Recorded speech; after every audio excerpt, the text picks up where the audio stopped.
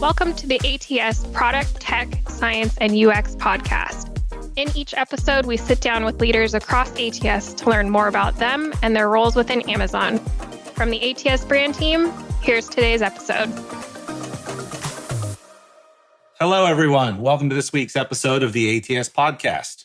I'm Scott Mason. I'm a principal research scientist with the SortTech Science team. I'll be your host for the day. And today I'm talking with Phil Kaminsky, who's a senior principal research scientist in ATS Science and Engineering. Welcome, Phil. Hi, Scott. Thanks for having me. You bet. Well, let's go ahead and get started. Can you tell us a little bit about your career path? Sure. Happy to. I started in my undergraduate education as a chemical engineer. And after graduating, I went to work in a factory in Rahway, New Jersey at Merck as a factory engineer. After a couple years doing that, I moved over to managing the warehouse. And when I was doing that, I discovered I was much more interested in planning and operations and scheduling in the warehouse than I was in chemical engineering. So I decided to get a graduate degree in industrial engineering and operations research. I initially went off to get a master's degree at Northwestern University. Somewhere along the way, I tried to take a shot at getting into the PhD program, and I ended up staying to get my PhD. After that, I decided to see if I could get an academic job and ended up on the faculty at UC Berkeley for about 25 years. Then about 3 years ago, I came for a sabbatical year to Amazon to work on the team that I'm working with now. And I ended up having so much fun that 1 year turned into 2 years, 2 years turned into now 3 years. I ended up retiring from the UC Berkeley faculty, and now I'm permanently working at Amazon. Huh. Well, that's very interesting. We're definitely glad to have you here. So if you think about that, I mean, Chemi to IE to Amazon with faculty in between, are there certain highlights or anything that stick out during this career journey that was kind of pivotal to you? Yeah, so I don't so much know if there was one thing that's pivotal, but at every stage along the way, it's really the people that I met that stand out. When I first got out of school, I was working actually as a shift supervisor in a pharmaceutical manufacturing plant. And I still remember the folks that I was working with, on the midnight shift in New Jersey. Geez, over 30 years ago. I don't want to do this math. Well, let's say well over 30 years ago.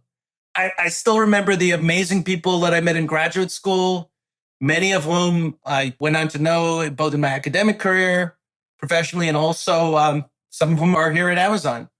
In my many years on the Berkeley faculty, of course, the wonderful colleagues that I got to know super well in all those years there, and also the graduate students that I work with. And I will say an increasing number of those are, like me, making their way to Amazon. Interesting. So what does this team you're on at Amazon do? I think it's Marketplace Science. Can you tell me about that team? Sure, I'd be happy to. So my team focuses primarily on science in middle mile transportation. And the thing to know about middle mile transportation is although Amazon moves many truckloads of packages every week, thousands and thousands, we don't own a lot of trucks. Specifically, we don't own a lot of tractors, right? When you see a tractor trailer on the highway, the tractor is the thing in front, trailer is the thing in the back. We don't own a lot of those. And so almost all of the capacity that we have to move goods in our middle mile network, and taking a step back for a second, middle mile network is not last mile, right? So not the small vans that deliver Amazon packages to your door, but the big trucks you see on the highway that move packages between our facilities, also the boats and the planes, but my team primarily focuses on the trucks. That's what we're talking about when we talk about middle mile. And going back to my story, most of this truckload capacity is supplied by well over now 50,000 small carriers, small companies that own this capacity and that's supplied to us on a weekly basis. Amazon acquires this capacity from these carriers, either load by load. So we need a specific load moved from one place to another place, and we contract to have that load moved. Tour by tour. So a tour is a connected series of movements so that the truck ends up at the same place that it started, or week by week, right? So we acquire capacity in all of these different ways, and we do it in online marketplaces, right? So literally websites where carriers go to find offerings for particular loads we need moved, for particular tours we need driven, or week-long contracts. When carriers see these loads, they're listed with an amount that will pay them to do this move. They click a button and they've instantly reached an agreement to provide that capacity or to provide that, either that week-long capacity or that specific load move. So that's what's happening in the middle mile marketplace, at least in that portion of the marketplace that Amazon uses to acquire supply. And my team designs the algorithms that make this marketplace run, particularly the algorithms that decide over time what Amazon will pay for capacity in order to ensure that we get the capacity we need to meet our delivery promises of individual packages to our customers, right?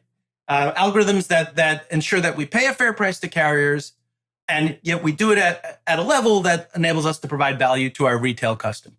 The efficiency of that just sounds fascinating. I mean, you've got websites where anybody can have access. If they have the proper, safety checks, I'm guessing, and background checks, anybody can compete to haul freight for Amazon. Is that correct? Yeah, I mean, there's obviously a series of gates and checks and approvals you have to meet. But once you meet all these requirements, then you have access to all our loads all over the country, and you see the prices that we're willing to pay. And, as long as you continue to provide the level of service that we need to meet our customer requirements, you can continue to pick up these loads. Fascinating.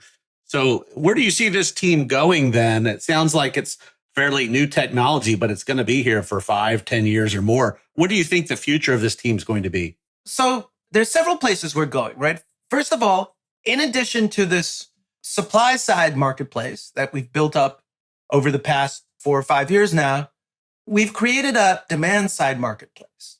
What do I mean here?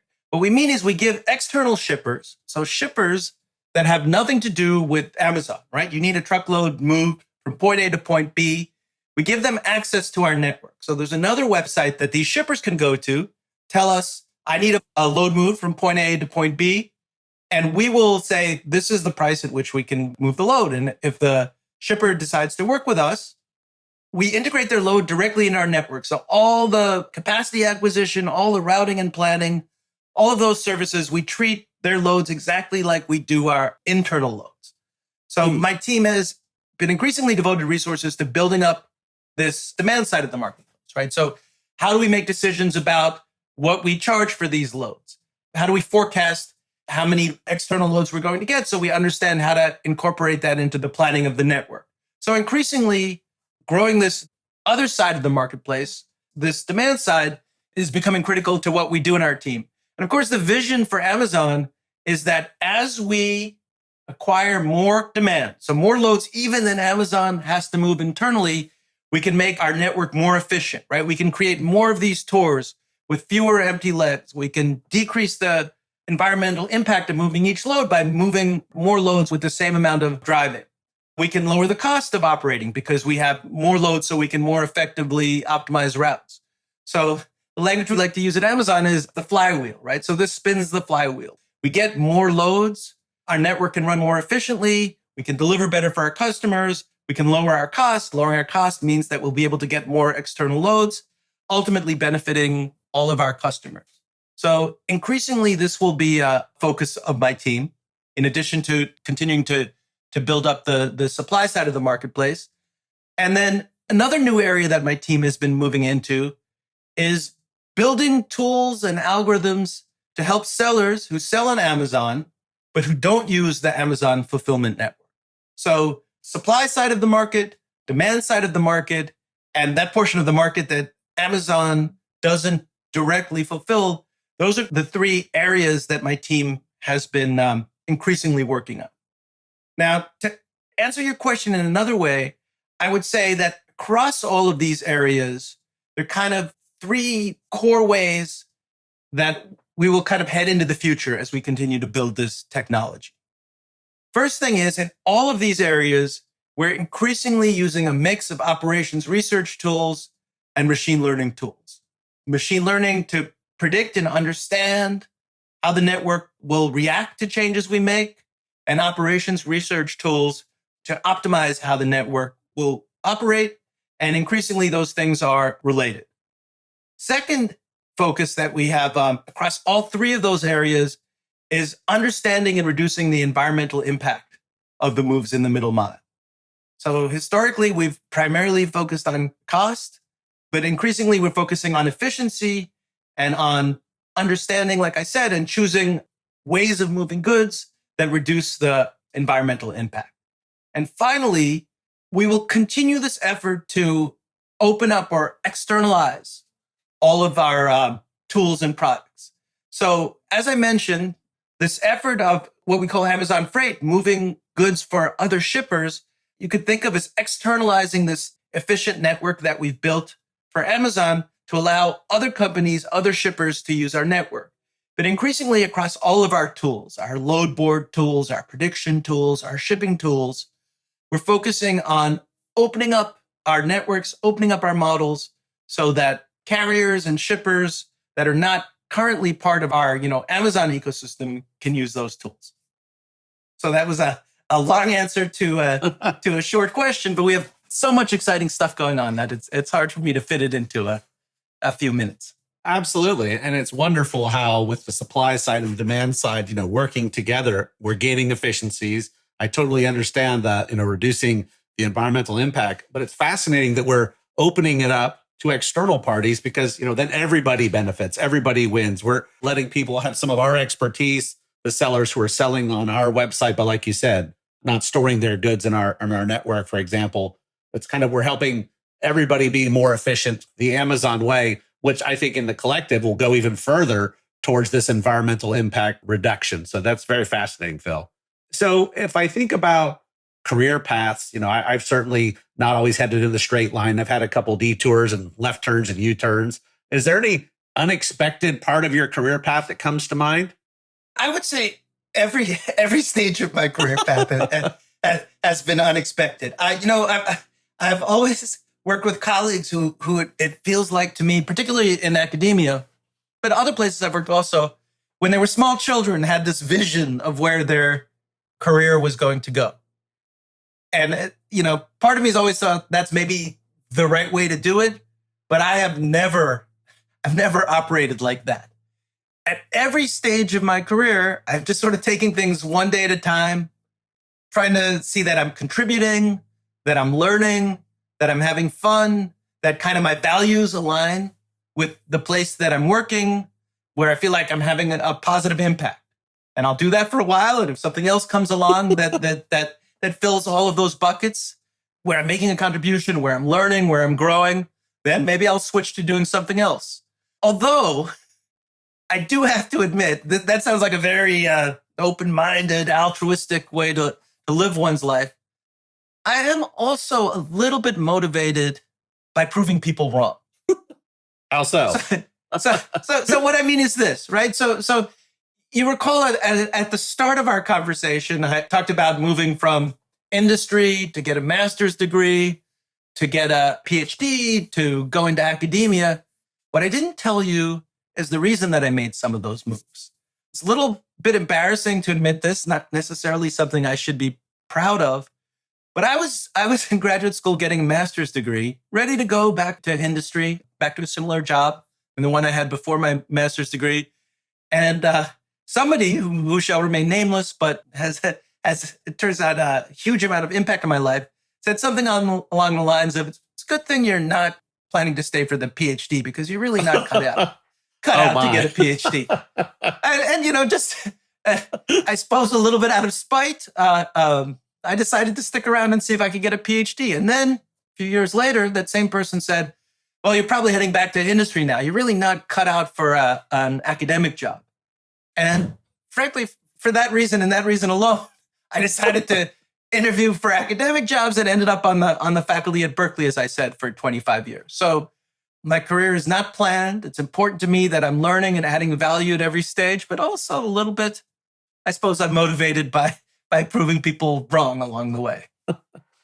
Well, we at Amazon thank the unnamed person because we love having you here with us. That's fascinating. Thank you, Scott. I understand everybody has their own path. That's definitely a unique one there, Phil. So we think about this marketplace science team. You've built this team. What makes you proud to be on this team? What's the best part of this team? So the best part of this team is that we work on really interesting problems that are very impactful, right? So impactful to the Amazon network. So getting, large numbers of packages to people's houses on time, impactful to reducing the environmental impact of all these moves, developing creative solutions to these problems. And frankly, we changed the industry. Before the Amazon marketplace came along, there weren't huge, what we call load boards in the industry where carriers could go and see exactly what they could get to move a specific load a specific distance. And now there are many of these. And to a large extent, this was driven by things we did within Amazon. And along the way, there have been really interesting problems, right? I said we worked with over 50,000 carriers. Each one of those is different, right? Some of them are just one person, one truck. Some of them are a couple people, couple trucks. Some of them are 20, 30, 50 trucks. Each of them has different goals and different priorities. And trying to understand the best way to operate this huge network, to operate in a way that works for so many different kinds of carriers, and to operate in a way, right? Every load that we're told by our Amazon systems has to be moved by a certain time or people's packages don't arrive. So in contrast to lots of kind of marketplaces, internet or e-commerce based marketplaces in the world, we have this requirement where we have to deliver every package. That's the way Amazon works. And it takes really creative thinking on the part of a really wonderful team that I have to figure out ways to make that happen every week as the network scales, in the face of a global pandemic.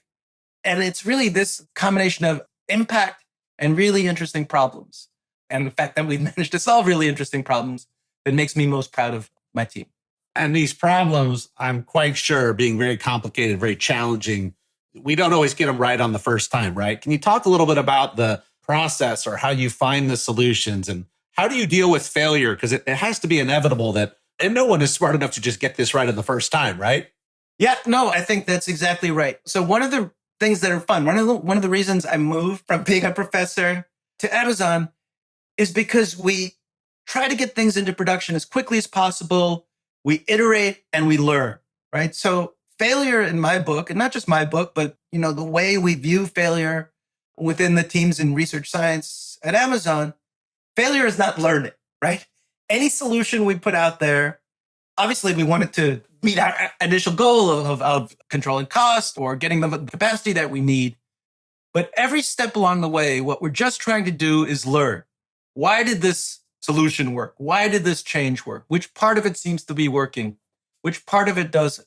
It's really a culture based on getting something out there, seeing what happens, iterating and improving. And, across all the spaces that my team works and other teams at Amazon, that's the way it goes, right? You try to get something out as quickly as possible. In fact, this was kind of my first really big learning when I moved from academia to industry is getting stuff out as quickly as possible, not being afraid that what you get out won't work, because that's not failure. As long as you're learning from it, you're iterating and you're improving. In my book, it's a success. And that's really the way we operate. That makes a lot of sense for sure. And I can hear it in your voice, but I have to ask, is there any specific things that give you the passion and the excitement that's quite palpable about your role at Amazon and your team? Yeah, I can tell you exactly what it is. Honestly, it's one of the things that I enjoyed most about being on the faculty, but sort of on steroids, because it's much quicker and more intense. And that's watching new people join my team and watching them learn and grow, right? Many people join my team never having worked specifically in the area, like marketplace science or making these large marketplaces work. But everybody's learning, everybody's supporting each other and helping each other grow, learn new skills, learn new techniques, learn how to interact. So one of the fun things about my team and one of the fun things about Amazon is that as a research scientist, you're constantly working with product managers and tech teams and software developers. And lots of people who join my team maybe haven't had those experiences. So learning how to sell your ideas and understand customer pain points and challenges and work with a big team to deliver results, as well as learning new concepts in science and learning and inventing really new tools, new approaches. Like I said, in this sort of interface of machine learning and optimization, developing new approaches. It's super exciting watching people join the team and watching them learn and grow. And frankly, along the way, doing a lot of learning and growing myself. It's not just the people on my team that maybe didn't have this full set of experiences or didn't come with this full set of tools, but me too. And in the process of working with this wonderful team, I'm learning as much from everybody. Certainly, I'm learning much more than they're learning from me. Everybody's learning from each other. And it's really this sort of environment of support and growth that's probably the most exciting thing of all. It's great to have really exciting problems, impactful problems to work on. But being on a team where, everybody's developing together is the really exciting part about coming to work every day, whether it's, virtually or in person. And that's excellent. And I'd like to piggyback on that comment about learning and growing yourself, because I think one of the things that I've enjoyed about Amazon is my own learning and growing as well in the science field, but also in the what we'll call diversity, equity, and inclusion. I've been very pleased with Amazon's treatment of this topic and our educational materials and all the training I've received. So I have to ask you, because I know you've been through the same things, what is one of your favorite or top inclusion tips you might offer our audience? Yeah, so first of all, I'll echo that I've really been impressed with the attention and the resources that Amazon provides in this area. It's something I didn't necessarily expect when I came here, and it has continued to blow me away day after day here. Of all the great pieces of advice in this inclusion area, the one that strikes home the most for me is the idea that you really need to devote time and energy to seeking out the opinions of the people who don't necessarily naturally volunteer them. Finding the quiet people, whether it's the quiet people in the meeting or the quiet people in your team or, colleagues, peers at Amazon and elsewhere. There's lots of people around here who are quick to volunteer their opinion, often very useful and very interesting. But I've learned as much or more from the people where you have to put a little bit of work into getting them to participate. And I think it's super useful to understand, to learn about people, the kinds of environments that they can participate the most effectively in. There's some people that, they shine when they're in a big meeting and there's a big audience. They can get up on a stage and they can really, that's when they generate their best and most creative ideas. There are other people, you have to pull aside in a one-on-one or kind of to the side of the room and work to get their opinion out of them. And really it's seeking out these quiet people and kind of building an environment where you can get the best contributions out of everybody that I think is something that I really strive to do every day with my team. And I think is really an important way to take advantage of all the wonderful and diverse opinions and ideas that we have within this big team at Amazon. Absolutely. I've often said people all contribute in different ways, and not only in how they participate and what their areas of expertise are. And I think that's spot on, because absolutely, there are people like myself who enjoy talking, and there are others who they're quiet, and that doesn't mean they don't have something important to add. So I really like that, Phil. When I think about all of the DE&I tips and the things we're doing at Amazon for diversity, equity, and inclusion, I think another thing that I really value at Amazon is our leadership principles. They're very well known and published. And I realized before even coming to Amazon, I was living and exemplifying many of them. So I have to ask, if you think about our leadership principles, is there one or a couple leadership principles that really defined your career, kind of resonate with you in your personal life? Yeah, absolutely, Scott. I think there's lots of great leadership principles. There's important things to take out of all of them. But for me, the core principle sort of by which I live my life is learn and be curious. At every step along the way in my career, what's made what I'm doing exciting and interesting and compelling is the opportunity to learn new ideas, to learn new concepts, to learn about what other people's areas of expertise are. I think being curious, taking the opportunity to learn is absolutely critical to at least for me, to having a good day. Like a good day is one when I learn something. When I'm in a job and I stop learning, then it's time to move on to the next job. And so for me, really everything is about learn and be curious. Well, how do you continue to learn while you're, busy with your job in order to stay on top of things in your role as both an individual contributing scientist, but also a people manager? Sure. There are a few things that I do, right? One, all the same kinds of things that I did when I was an academic. So I try to read papers. As new journals come out, I look at the new papers and try to understand research advances that are relevant to the kinds of things my team is doing, attend conferences. So all the kind of traditional ways of trying to understand how the state of the art in my field is advancing. But a few other things, right? I constantly try new things. I ask my team to try new things. I try new things myself. We see how they're working. We iterate, we improve, right? This is similar to what I said about this notion of failure. Failure is not learning from something that you try. And so trying new things is I think, a core way to keep learning, to stay on top of my role. And finally, collecting feedback, right? Talking to people who work for me, talking to people who I work for, asking things that I can do better, gathering feedback, never turning down an opportunity to have somebody coach me, whether it's like a one-off opportunity or there's an opportunity for somebody to mentor or coach me. If everybody is constantly trying things and implementing and improving, the more I can take advantage of other people's efforts or other people's mistakes, the better off I'll be. And then the other thing that I try to focus on is collecting as much feedback, trying to understand all the opportunities to grow, to learn, to stay on top of things. But, it's overwhelming to have a huge list of things that I'm working on at any given time. So I tried to pick one or a few small things to learn, to improve, one area at a time, one way of leading my team at a time. Just a few small things and try to focus on those. And when I feel like I've made some progress on those, move on to another thing. So it's this collection of efforts that together, I think, lets me keep learning and growing. And it sounds like with all of those great ideas for how you stay on top of things with your work, with managing your team, there has to be some kind of skill or a technique you've developed to manage the work-life balance or work-life harmony on your team. Can you talk a little bit about that? Because I know that's super important to Amazonians. Yep. So, in my mind, there's kind of two parts to managing work-life balance.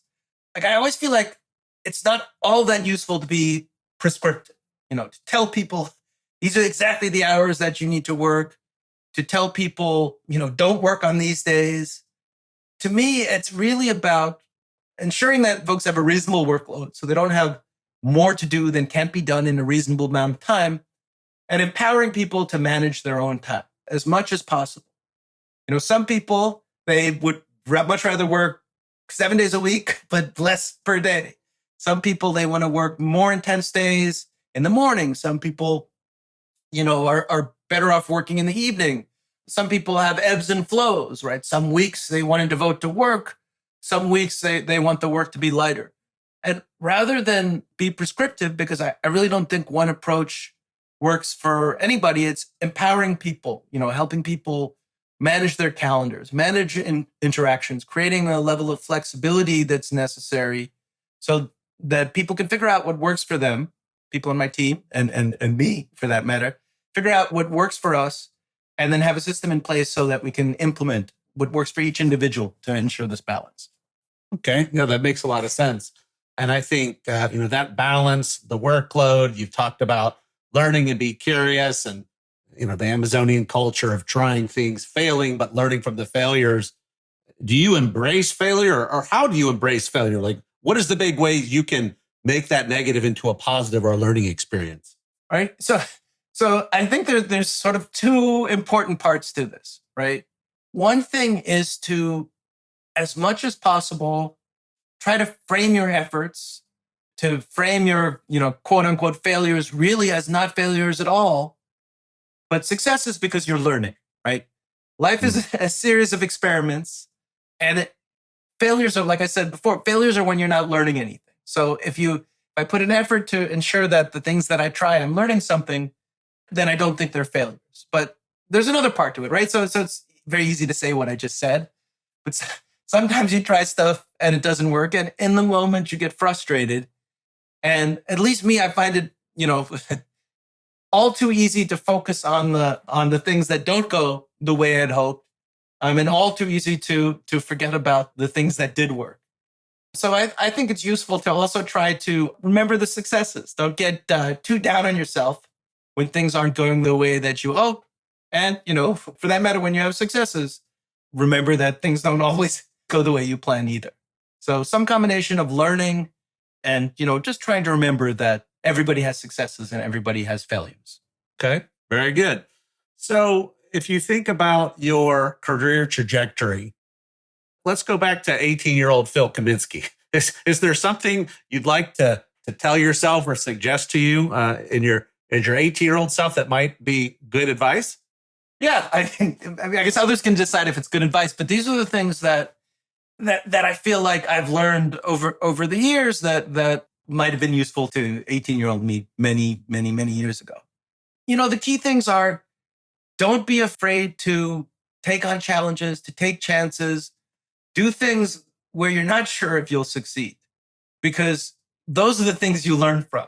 If you're sure you'll succeed at something, then chances are you've already learned what you're going to learn from that exercise. So embrace failure, but take on challenges, take on opportunities to do things that you're not sure how successful you'll initially be. And then, the other thing is take every opportunity to learn from people who are smarter and more skilled than you. And, don't always assume that you know who those people are, right? It's not necessarily people who have what you perceive to be a more difficult job or, a degree from a fancier school than you do. But everybody has something to contribute, and really try to cultivate a way of interacting with people so that you can understand the areas where people are more skilled than you, have more knowledge than you, and learn from that knowledge. And understand that you need to be open to learning from people who have this knowledge and have these skills that are different than, which I'm talking to myself, I guess, what you have. Very good. Well, I really appreciate that, Phil. That was excellent. And if I was going to sum this up, definitely an interesting career, great passion and energy, super opportunities within this marketplace science group, as well as other places at Amazon. If our listeners wanted to connect with you online, can they find you on LinkedIn, Phil? Yeah, easy to find me on LinkedIn. Just search under Phil Kaminsky and Amazon. Easy to find me if you search under Phil Kaminsky in Berkeley also, where I spent so many years. So, and, I love to hear from people. I love to hear, on LinkedIn and email. Please don't hesitate to reach out if you have any questions about anything I've talked about today or anything we do on our team. Very cool. Well, we'll end with 2 quick personal questions. What's your favorite food, Phil? Oh, absolutely pizza, Scott. I can never say no to pizza. And as long as there's more pizza on the table, I will keep eating it. Are we thin crust, thick crust, deep dish, or all pizza? Certainly all pizza, but I went to college in New York City, and so New York style thin crust pizza is still in my mind what pizza is. The kind you fold in half, right, when you eat the slice? That's exactly right. That's the way you're supposed to eat a pizza. Excellent. And final question, as a big traveler myself, I always like to ask people, what's the best place you've ever traveled to or visited? Yeah, so this was a trip that I took with my family right before everything shut down. So I might be a little bit biased in that, it was the last real trip that I took. But Corsica, is an island, it's part of France, an island off the southern coast of France, was absolutely the most magical place I've been. There's little cities perched up on cliff sides. There's the most beautiful, warm, blue ocean I've ever seen. And like I said, it was followed by 3 years of sitting in my in my living room. And so maybe that skews it. But, I would recommend to anybody, if you have an opportunity to get there, I encourage you to take it. Fantastic. Well, thanks so much, Phil, for joining us today. It's been a pleasure talking to you. Thanks so much for having me.